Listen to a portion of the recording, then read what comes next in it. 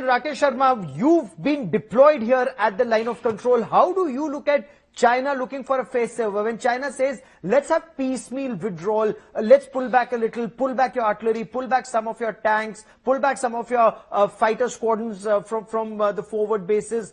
Does that make sense? Or is there merit in India saying, go back with both your divisions to your peacetime location, restore April 2020? And why should China do that? Because that will be seen as China's defeat. Okay, again, we need to desegregate the issue of de-escalation and disengagement.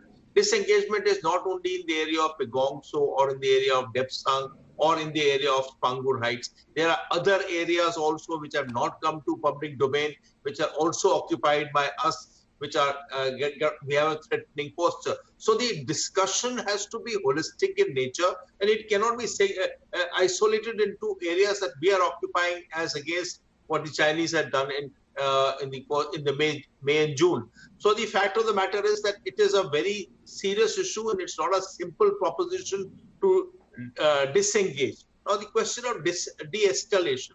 Now the Chinese tanks and Chinese infantry is fairly close to us, especially in the areas of, say, in the areas of Spangur Lake and the areas of the heights across there. And we are, of course, we are also bound there.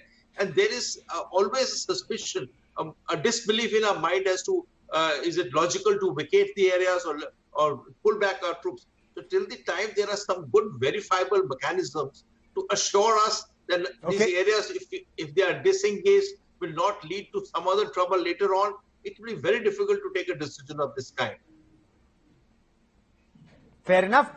In 1962, Ambassador Vishnu Prakash, when the world was busy with the Cuban Missile Crisis, China attacked India. Is there a similar situation now when the world attention is focused on US election results? China, does it still have a small window of opportunity to strike, as some argue, to teach India a lesson? Well, Gaurav, that is what they had set out to do, to embarrass India, to send a message to not just India, but the neighbors and the world at large. But that has not happened. Now, I don't think that there is a window as such that they will be looking at. Obviously, we are not letting our guards down. We are also aware of their intentions, and they will try to engage in some misadventure if they find a suitable opening. And obviously, they are trying to see where there is an opportunity. We are quite determined to foil any of their plans.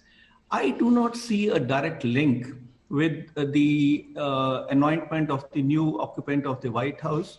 It will all hinge on how Chinese read the situation, about our preparedness, our level of responses, which are robust. Okay.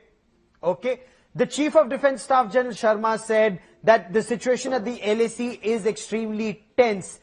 Is that an indicator that between now and till the time the passes close, the Chinese could try perhaps another misadventure? Or once the passes close, can they try something then, or wait perhaps for summers next year?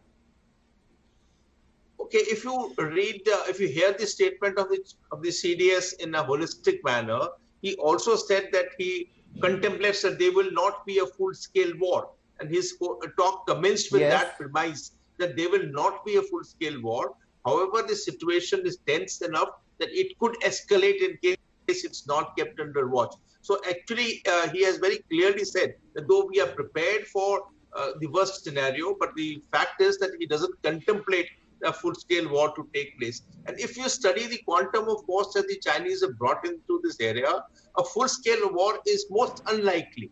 As it is not built up across in the central sector or built up across in the eastern sector. He is focused into narrow areas of the line of actual control in Ladakh region, which actually implies that, if there were areas vacated, he would occupy it. But he is not come in a manner to fight a war and actually evict us. And with the kind of, as the ambassador rightly said, the robust defenses occupied by us in the entire front, now it is very well nigh impossible for him to come and do any misadventure of this kind. Though an escalation and a firefight can take place in which there will be casualties incurred on both sides.